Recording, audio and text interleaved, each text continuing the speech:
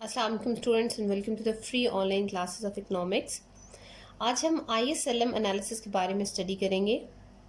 ISLM are the standard tools of economic analysis which were developed in response to the criticism that were made on the Keynesian general theory. The chief architect of ISLM curves is Professor Higgs. First time professor Higgs ने 1937 में अपनी book Mister Keynes and classics में ISLM curve को introduce करवाया। Later on professor Hansen ने इन curves को popularise किया। Because of this reason ISLM model को हिग्स हैंसन एनालिसिस भी कहा जाता है। इसके साथ साथ इसको न्यू क्लासिकल सिंथेसिस भी कहा जाता है। ठीक है, so these are the different names that are attached with the ISLM analysis. To understand the determination of ISLM curves, it is important to understand the Keynesian system and the shortcomings in it. हम जानते हैं according to Keynes किसी भी economy के अंदर जो equilibrium है वो डिटर्मिन होता है जहाँ पर एग्रीगेट डिमांड और एग्रीगेट सप्लाई आपस में बराबर हो जाती है। किसी भी इकोनॉमी में एग्रीगेट डिमांड यानी मजमूई तलब को डिटर्मिन करते हैं कंजम्पशन और इन्वेस्टमेंट, जबकि एग्रीगेट सप्लाई को डिटर्मिन करते हैं consumption plus savings. From this we get another equilibrium condition, that is savings is equal to investment. यानी according to Keynes किसी भी इकोनॉमी के अंदर इक्विलिब्रियम वहाँ पर डिटर्मिन होता है जहाँ पर एग्रीगेट डिमांड और एग्रीगेट सप्लाई आपस में बराबर हो जाए या सेविंग्स और इन्वेस्टमेंट आपस में बराबर हो जाए। Since we know that saving is a function of income, इसके साथ साथ we also know that investment is a function of interest rate. यानी we have three major variables, that is income, saving and investment and interest rate. ठीक है, so as interest rate is a variable, there is a functional relationship between two variables, so interest rate should be treated as a variable. लेकिन the graphical presentation of Keynes simply assumes the interest rate instead of the real determination of interest rate. अगर आपको याद हो, in the previous lectures we have studied in detail that Keynesian cross जो equilibrium provide करता है, on the x-axis we have output level, that is employment level, and on the y-axis we have aggregate demand is equal to aggregate supply.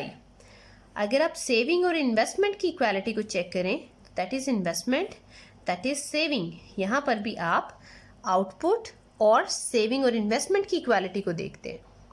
यानी the graphical presentation of Keynesian analysis simply assumes the interest rate, वो उसको फर्ज करता है कि एक interest level होगा economy के अंदर, लेकिन उसको रियली डिटर्मिन नहीं करता। So that reason becomes the basic criticism on the Keynesian analysis which leads us to the development of IS curve. ठीक है, यानी IS कर्व जो है वो इंटरेस्ट रेट की रियल डिटर्मिनेशन जो है उसको करेगा, जबकि केन्स ने इंटरेस्ट रेट को सिर्फ एज्यूम किया।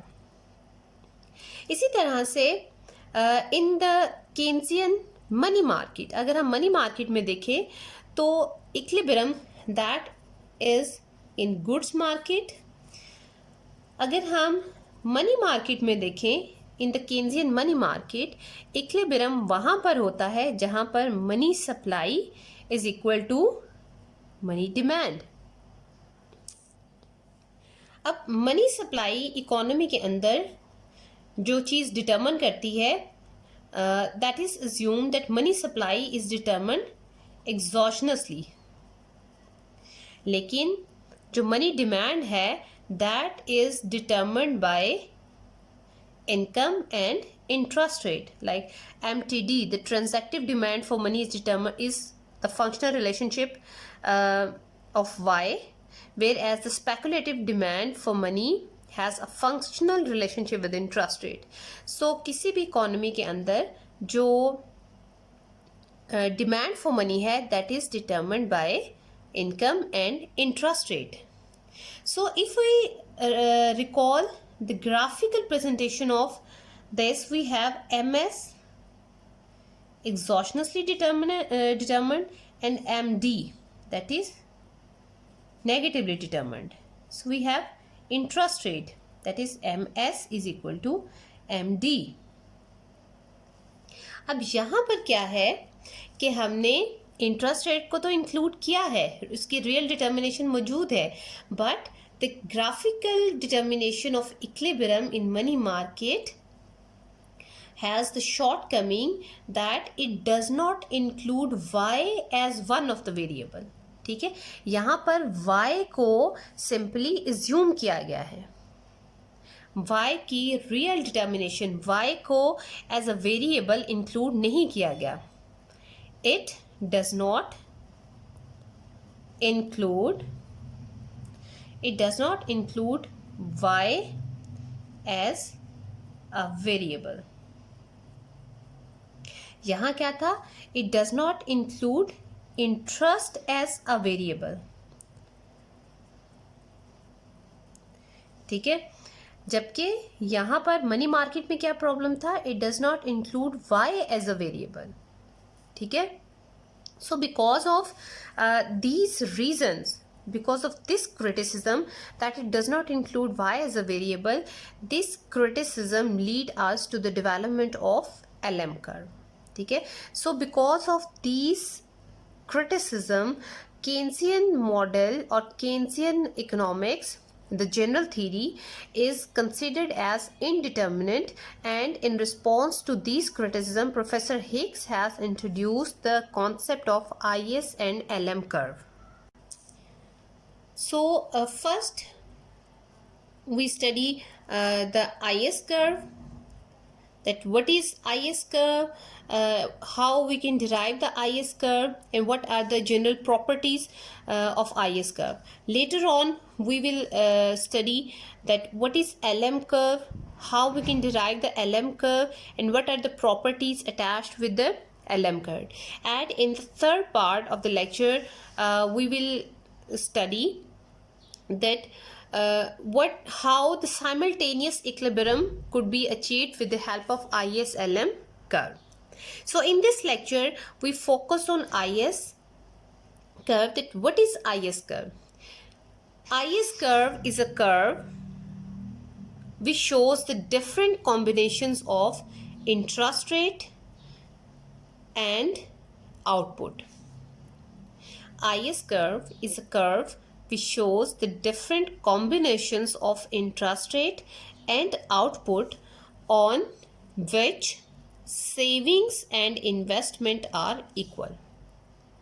Then I stands for investment and S stands for savings. So IS curve gives the equality of savings and investment on the different combinations of interest rate and output.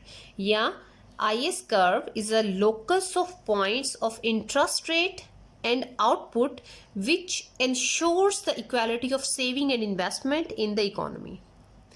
यानी IS curve एक ऐसा खत है जो शरह सूद और कौमी आमदनी के ऐसे जोड़ों को, ऐसे पेयर्स को, ऐसे कॉम्बिनेशंस को शो करता है जिन पर इकोनॉमी के अंदर सेविंग्स और इन्वेस्टमेंट इक्वल होती है.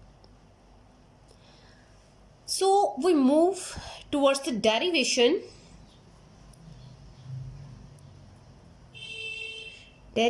of IS curve. For the derivation we use the 4-panel diagram.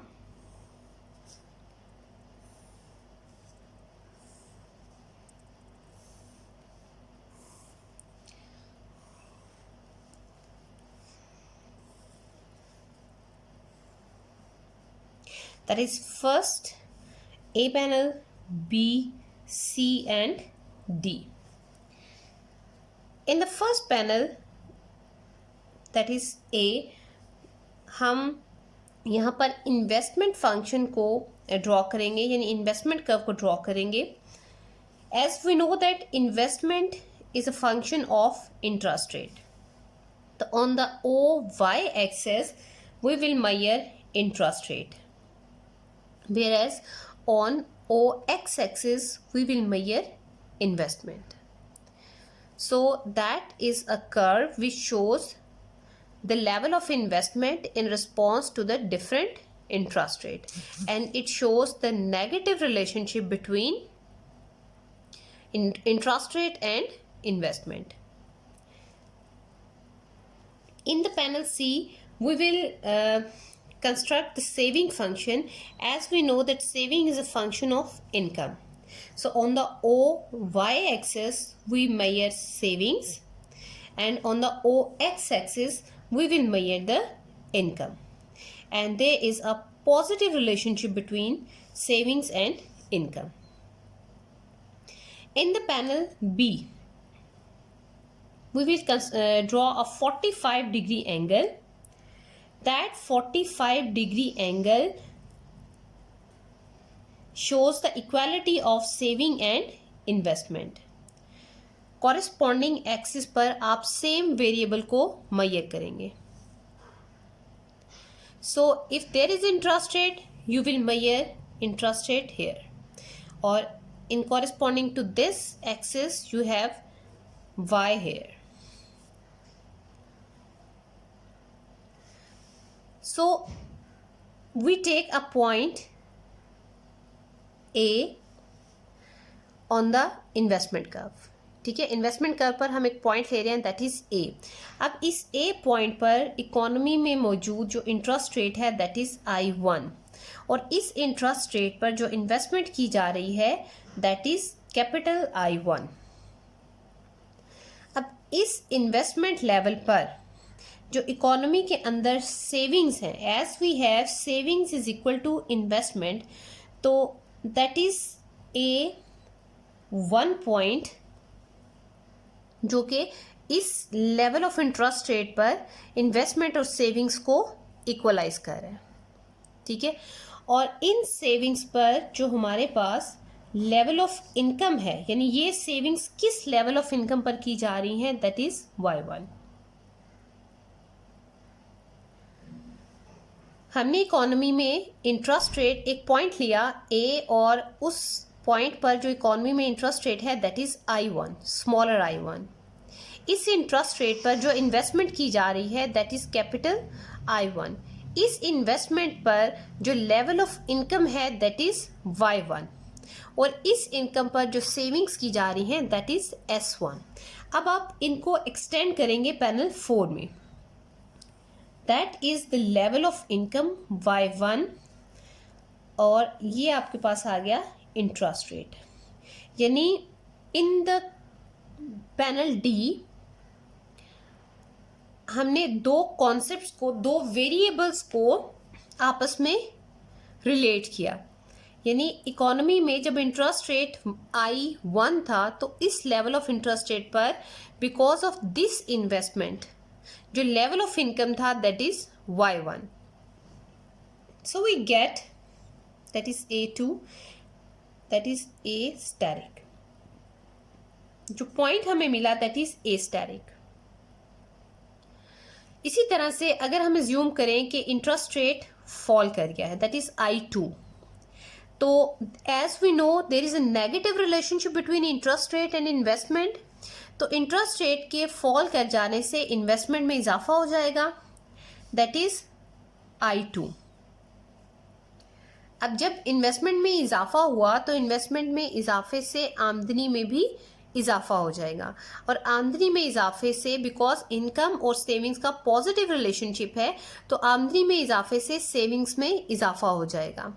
अब इकोनॉमी में ऐसा कौन सा पॉइंट है जहां पर सेविंग्स और इन्वेस्टमेंट इक्वल है, इसको फाइंड आउट करने के लिए we extend it to the equality curve.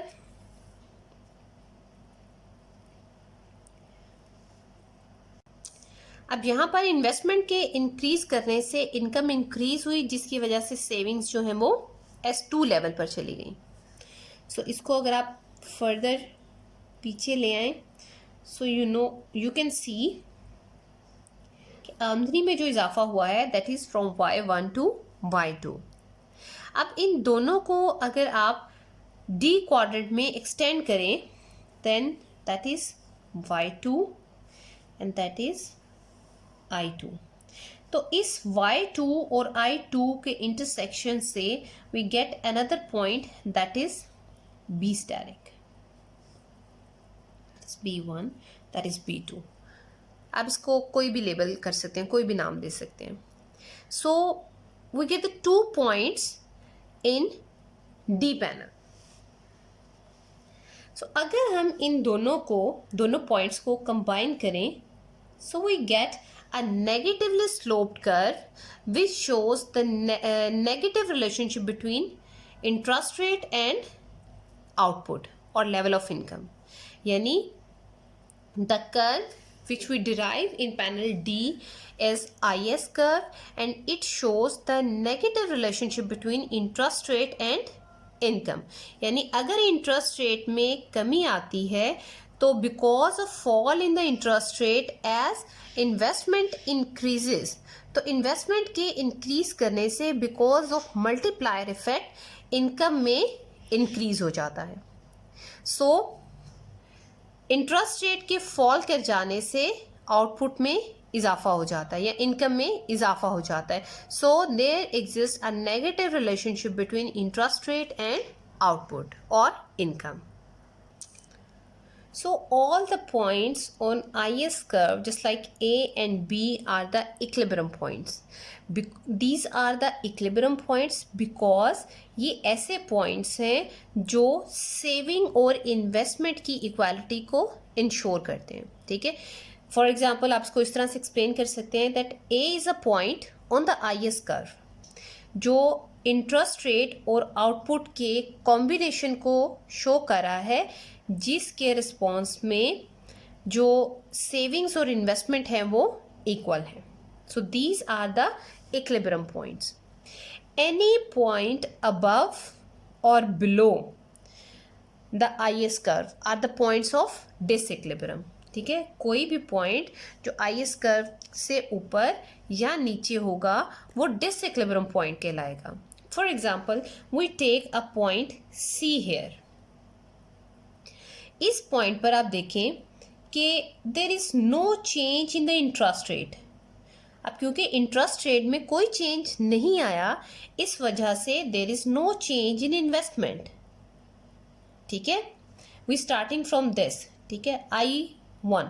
अब यहाँ पर इंटरेस्ट रेट में कोई चेंज नहीं आया, जबकि इन्वेस्टमेंट, क्योंकि इंटरेस्ट रेट में कोई चेंज नहीं इसलिए इन्वेस्टमेंट में भी कोई चेंज नहीं आएगा।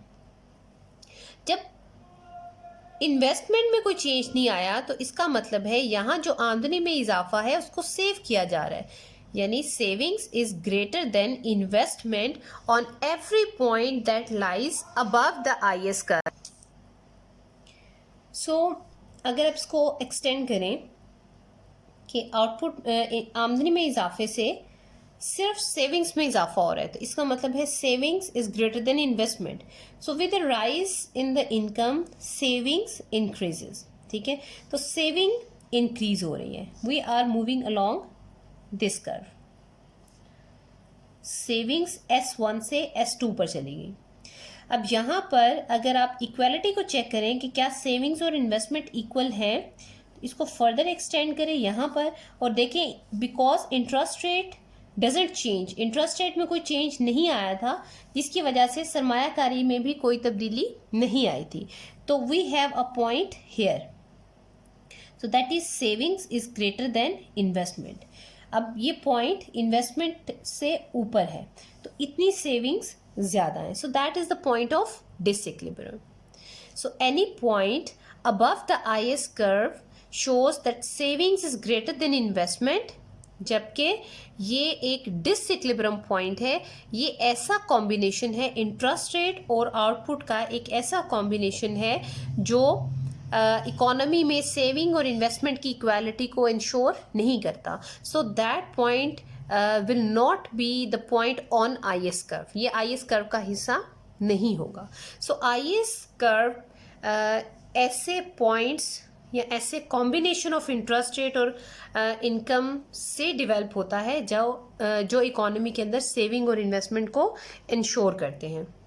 सो if we take a point below the I S curve, अगर हम यहाँ पर कोई पॉइंट लें तो अब देखें कि इंटरेस्ट रेट जो है that is I2, interest rate जो है वो फॉल कर गया है, लेकिन आउटपुट में कोई चेंज, इनकम में कोई चेंज नहीं आया. तो इस कंडीशन में सेविंग्स में कोई चेंज नहीं आएगा. जब सेविंग्स में कोई चेंज नहीं आ रहा तो इंटरेस्ट रेट के फॉल कर जाने से जो इन्वेस्टमेंट है वो ज़्यादा हो जाएगी सेविंग्स की निस्बत, यानी investment is greater than savings. तो इन्वेस्टमेंट जो है फ्रॉम I1 से I2 पर मूव कर जाएगी. तो इंटरेस्ट रेट के फॉल कर जाने से अब इन्वेस्टमेंट I2 है. अगर आप इसको एक्सटेंड करें, so we are moving along this.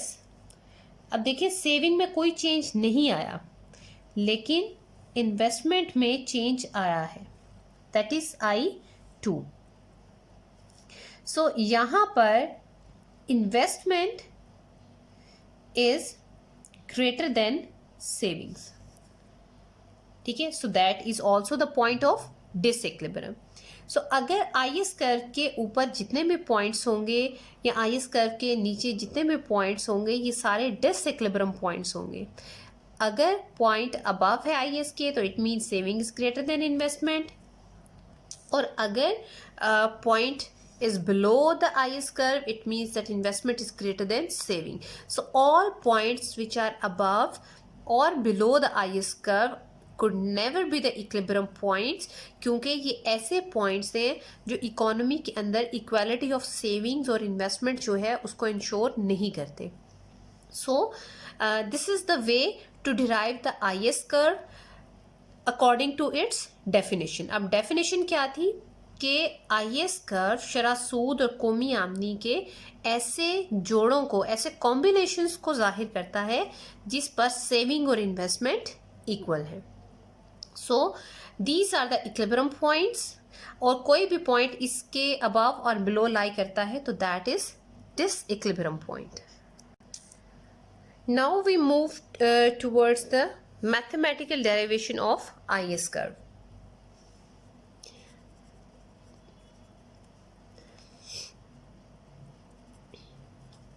Mathematical derivation. As we know that y is equal to c plus I. Since c is equal to c naught plus cy and I is equal to I naught. Previously अगर हम Keynes को देखें तो according to Professor Keynes the investment is considered as autonomous, लेकिन वहाँ पर interest rate को assume किया गया. लेकिन IS कर्व में क्योंकि हम इंटरेस्ट रेट को एज अ वेरिएबल इंक्लूड करें, so the investment function will get the shape I is equal to I not minus VI. That is V stands for the marginal value, यानी ये आपके पास induced investment है, that is induced from the interest rate. And that negative sign shows the negative relationship between interest rate and investment. In the two sector economy, जहाँ पर हमारे पास जो output का फंक्शन है that is C plus I, इसमें values put करेंगे. Y is equal to C not plus CY plus I not minus VI. Y minus CY, we take this CY on that side. So C naught plus I naught minus VI. Taking Y as a common, 1 minus C is equal to C naught plus I naught minus VI. Y is equal to C naught plus I naught divided by 1 minus C minus V over 1 minus C into interest rate. So that is the slope of IS curve. ये आपके पास IS curve की slope आ जाएगी. Slope of IS curve. So यहाँ से आपने ये देखा कि जो रिलेशनशिप हमारा इंटरेस्ट रेट और इन्वेस्टमेंट का है, द नेगेटिव रिलेशनशिप, वही रिलेशनशिप हमारा IS का है। यानी IS कर्व की स्लोप को डिटरमिन करता है the slope of investment curve. ठीक है, जो उसकी स्लोप होगी उसी के अकॉर्डिंगली हमारे पास IS कर्व जो है उसकी स्लोप होगी। So that is the mathematical derivation. Now we will discuss the certain properties of IS curve. Properties of IS curve. IS curve जो है वो नॉर्मल कर्व से, जो यूजुअल टाइप ऑफ कर्व्स हैं उससे डिफरेंट है, बिकॉज हमारे पास जितने भी कर्व्स हैं, these curves shows the functional relationship. For example we have an investment curve, that interest rate and investment. ये हमारे पास इन्वेस्टमेंट कर्व आ गया। So that curve shows the functional relationship between interest rate and investment. इसी तरह से अगर आप सेविंग फंक्शन को देख लें, that is saving, that is Y, so that is the saving curve which shows the functional relationship between saving and income. लेकिन IS curve एक ऐसा कर्व है जो नॉर्मल कर्व से डिफरेंट है, because IS curve simply shows the combination of two variables. यानी IS curve एक ऐसा कर्व है जो इंटरेस्ट रेट और आउटपुट, यानी दो वेरिएबल्स के दरमियान के दो वेरिएबल्स के कॉम्बिनेशंस को जाहिर करता है, जिस पर सेविंग और इन्वेस्टमेंट इक्वल है, but there is no functional relationship between interest rate and Y. यानी आप इसको इस फॉर्म में या interest rate the function of output, इन दोनों फॉर्म्स में नहीं लिख सकते, because there isn't any functional relationship.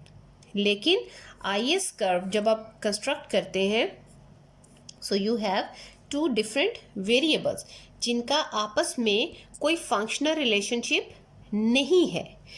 That is the curve which only shows the combinations of two variables. लेकिन इन वेरिएबल्स के दरमियान कोई रिलेशनशिप, फंक्शनल रिलेशनशिप मौजूद नहीं है। Second property is IS curve is always negatively sloped. अब negatively sloped क्यों होता है? That lies in its definition कि जैसे इंटरेस्ट रेट फॉल करेगा, इन्वेस्टमेंट इंक्रीज होगी, जिससे आउटपुट इंक्रीज हो जाएगी थ्रू मल्टीप्लायर इफेक्ट। ठीक है, तो मल्टीप्लायर थ्रू मल्टीप्लायर इफेक्ट और प्रिंसिपल। ठीक है, सो इंटरेस्ट रेट की फॉल करने से आउटपुट में इजाफा हो रहा है, so that gives us the negatively sloped curve. ठीक है, and that happen because of multiplier principle. Third, the slope of IS curve depends on the slope of underlying functions. ठीक है, अब अंडरलाइन फंक्शंस कौन कौन से हैं? First, interest, elasticity of investment. यानी जो आपके पास इन्वेस्टमेंट कर्व, इन्वेस्टमेंट फंक्शन की स्लोप होगी, वही आपके पास IS कर्व की स्लोप होगी। अगर इन्वेस्टमेंट फंक्शन मोर इलास्टिक है, मोर इंटरेस्ट इलास्टिक है, यानी इंटरेस्ट रेट में स्मॉलर चेंज से इन्वेस्टमेंट में ग्रेटर चेंज आता है, तो that is a flatter investment curve. तो अगर ये मोर इंटरेस्ट इलास्टिक है, तो इसके रिस्पॉन्स में जो IS कर्व आएगा वो भी फ्लैटर होगा।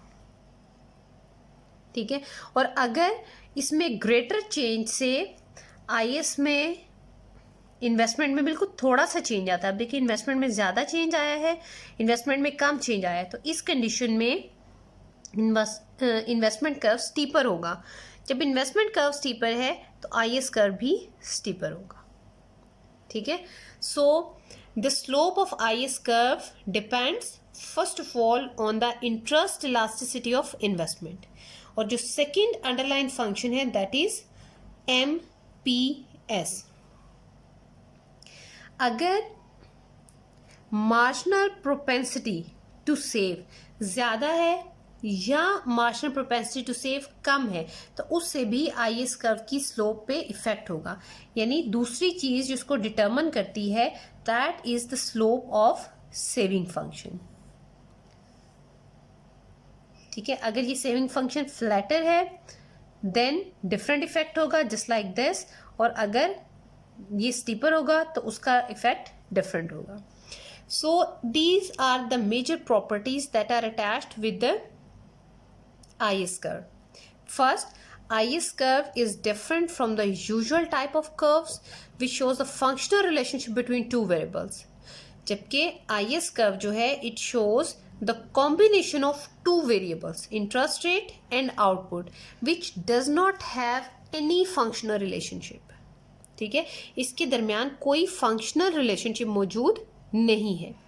Second, IS is always negatively sloped. IS curve हमेशा negatively sloped होगा. क्यों? Because of multiplier effect. And third, the slope of IS curve depends upon the underlying slope of underlying functions. अब underlying functions जब हमने IS curve construct किया तो हमने दो functions उसमें include किए थे, investment और savings. तो interest elasticity of investment पे depend करती है उसकी slope, और दूसरा मार्जिनल प्रोपेंसिटी टू सेव यानी सेविंग फंक्शन की स्लोप पर डिपेंड करती है. So that is the basic concept which was presented by professor Hicks regarding to IS curve. यानी according to professor Hicks IS curve एक ऐसा कर्व है जो शरह सूद और कौमी आमदनी के ऐसे जोड़ों को जाहिर करता है, ऐसे कॉम्बिनेशंस को जाहिर करता है जो इकोनॉमी के अंदर या जिन पॉइंट्स पर बचते और सरमायाकारी सेविंग्स और इन्वेस्टमेंट इक्वल होती है. ठीक है, और इसकी कुछ प्रॉपर्टीज़ हैं, इसकी डेरिवेशन देखिए आपने. And that is the curve which does the real determination of interest rate. अब देखें, अगर इसकी हम ग्राफिकल प्रेजेंटेशन को देखें दोबारा से, so we have the real determination of interest rate here. हमने यहाँ पर इंटरेस्ट रेट को एज अ वेरिएबल इंक्लूड किया है. So that is the response और the answer to the criticism that was made on the Keynesian model. ठीक है, अब केन्स में इंटरेस्ट रेट को अज्यूम किया गया था. इस क्रिटिसिज्म की बुनियाद पर प्रोफेसर हिग्स ने IS कर्व को प्रेजेंट किया और उन्होंने अपने IS कर्व के एनालिसिस में इंटरेस्ट रेट को एज अ वेरिएबल इंक्लूड किया. So that is the IS curve. In the next lecture we will study about the LM curve. I hope that you understand well. Thank you so much.